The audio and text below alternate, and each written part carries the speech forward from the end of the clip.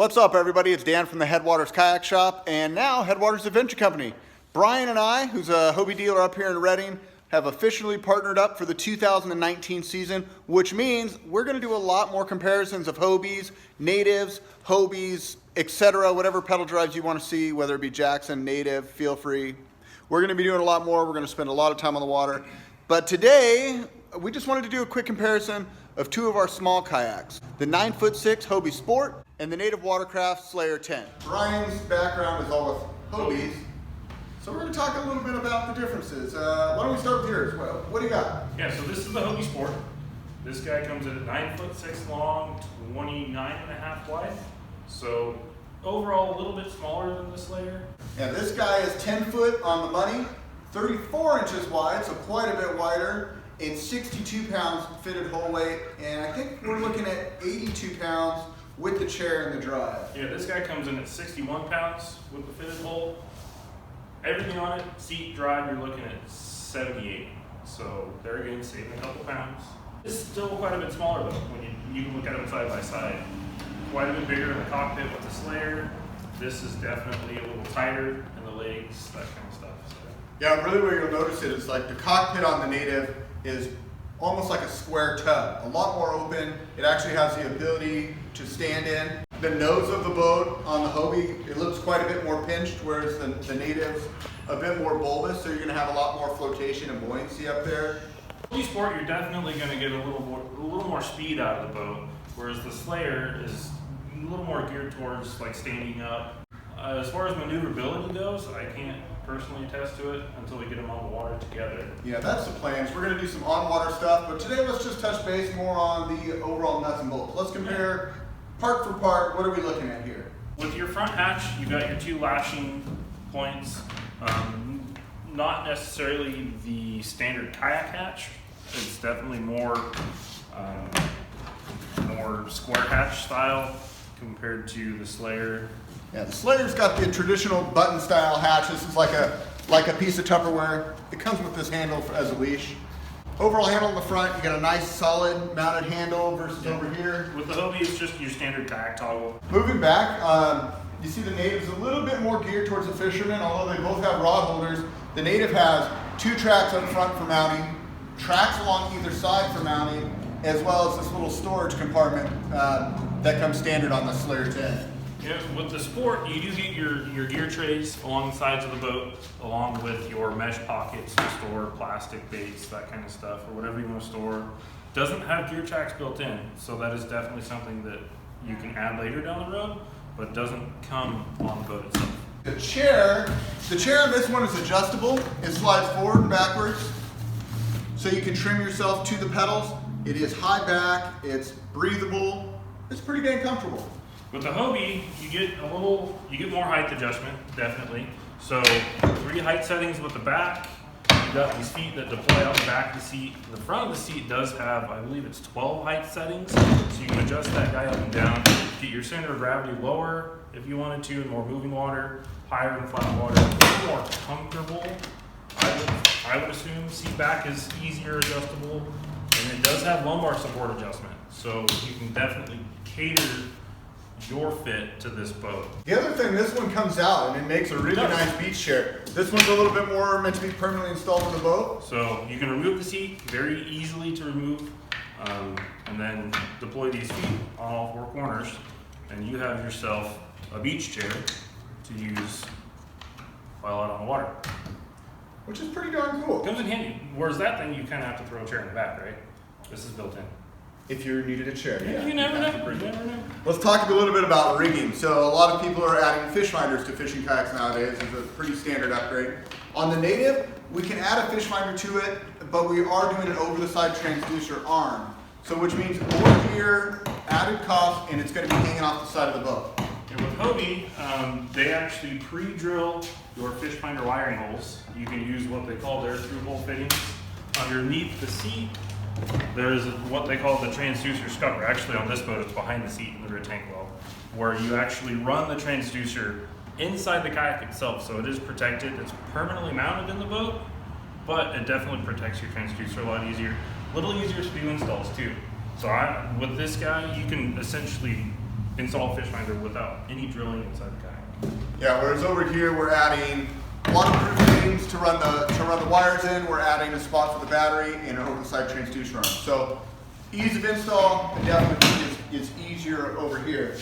Going behind the boats, you've got differences in tank well.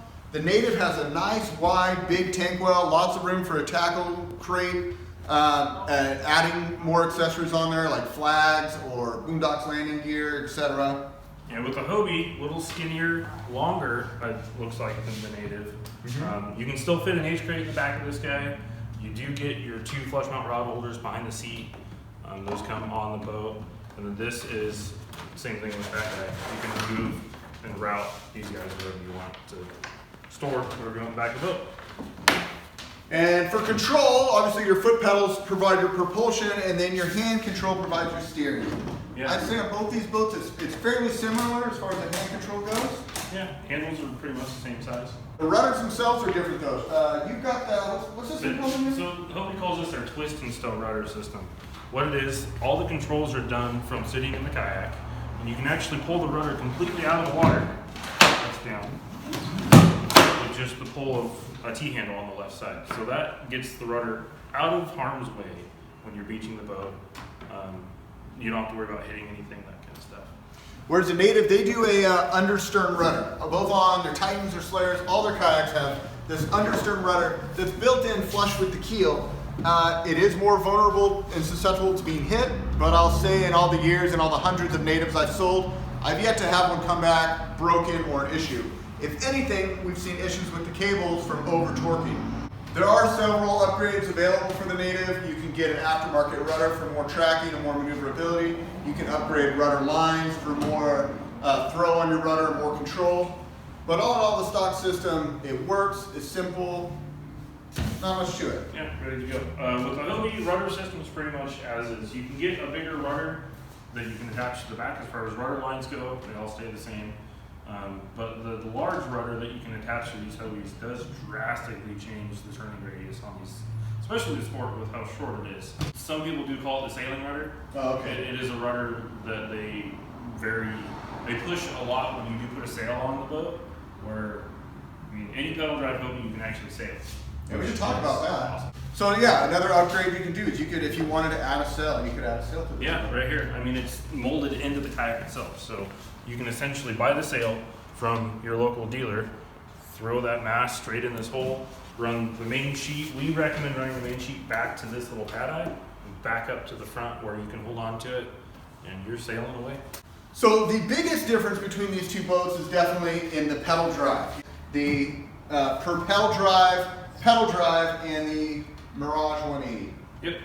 So with this guy, this will just pull right straight out of the boat. This is the MD 180 arc drive. So arc meaning the different pedal arms themselves. Whereas the Native, you adjust the seat to the boat. With Hobie, you adjust the pedals to the seat. So you just push down on this little button here and adjust those pedals to wherever you're comfortable. The beauty of the Hobie too is the fact that you can flip those up against the hull. Why don't you show them that? So one pedal forward, one pedal back, tucks those fins up next to the bottom of the boat. There's no need to pull the whole drive out of the kayak. You can just separate your feet, is what we call it. Grab your paddle, paddle yourself through, and then you can still actually flutter this drive in shallow water to propel yourself, not as fast as normal, but it will still propel yourself through shallower crossings. On the Native drive, you have a propeller-driven system. You push the lever down, index the prop, it'll spin right out. So this is the Native drive system. It's incredibly robust, stout system, but it's a prop-driven. So you pedal it forward, it's basically like a foot-controlled trolling motor. The beauty of this prop-driven system, and the reason why people are so drawn to it, is your instantaneous reverse. You got forward, and then without doing anything, without pulling a lever, you have instant reverse. Whereas the Hobie, Yeah, with the Hobie, you have these two little pull tabs out the back of the drive. And when you want to go backwards, what you do is you pull on the one that says REV reverse, and it flips the fins around underneath the boat. That gives you the same amount of power that you have forwards is going backwards. So there's no loss of power going backwards. Whereas with props, you do lose a little bit of power, I would assume. But there's a little more to backing up with this guy. You have to stop what you're doing, pull that tab, let the fins flip around, and then start pedaling backwards. So that is on demand. Yeah. The other thing that's different about this boat is if you're in shallow water, if you're in heavy weed, you have to pull the drive up and you can put it into this stowed position. It stays clipped in, it just rotates up. As far as weight with the drives, I don't know if that is that big of a deal, but This is like 17 pounds. It's definitely, heavier. Let's trade. Yeah, I would say this one's probably like 9 or 10 pounds. Yeah. That one's probably like, I think it's 17. So, not too bad. Yeah, but like you said, definitely more robust. Yeah, that thing drive system could fall off the back of your truck. So overall price on these boats, they're very comparable. This boat just dropped $200 for the 2019 season. This one is $21.99. Yeah, for 2019, this guy jumps up to $23.99. But you are getting advantages like a ton of adjustment in the seat. Ground path right between your legs for more storage. And the ability to add a fish finder. So definitely a lot of perks. The other thing to think about is who is this right for? If you're bass fishing and you want a stand-up stable boat, or if you're 200 plus pounds and you still want a small portable kayak to throw on top of your car, Slayer is a great way to go. Yeah, weight capacity for this guy is 225 pounds. So not built for full-size men, I should say. I guess that would be the best way to put it. I would say on this one is probably, 250 and under is acceptable. It has a weight rating of 400 pounds, but anything over 250 and you're pushing it. On that guy, This guy, you could probably hit 200. I paddle it myself, I'm 185, and I don't have a problem with it. I have put bigger guys in it, and it's kind of, they do get a little tipsy, I guess you could say. so if you're a bigger guy and the Hobie line, you should probably be looking at an Outback realistically. Yeah, Or a compass. Yeah. Whereas a native drive, you can definitely use this boat if you are 200, 230, 240 pounds even. But again, demoing and seeing what works best for you. These are just two options, and we want to educate you guys on what we sell, why we sell it, and then ultimately let you come try some boats, play Goldilocks, and see what works best for you. Brian, I appreciate you showing me the boat. I'm excited to learn more about the boats now that I'm working up here with you. Yeah. If you guys haven't already, go give Brian a follow. Or our page is Headwaters Adventure Company over on Instagram. Our YouTube pages will be combined for now because we have the following and the subscriber base. So we're going to keep doing all our videos together right here on the Headwaters channel. If you guys have any questions about either one of these boats, do me a favor, leave them down in the comments section. If you have an opinion that we didn't address or a stat or something that you want to add to the conversation, we'd love to hear from you guys. Put that down below. If you haven't done so already, click that subscribe button. And until next time, this is Dan and Brian wishing you happy paddling.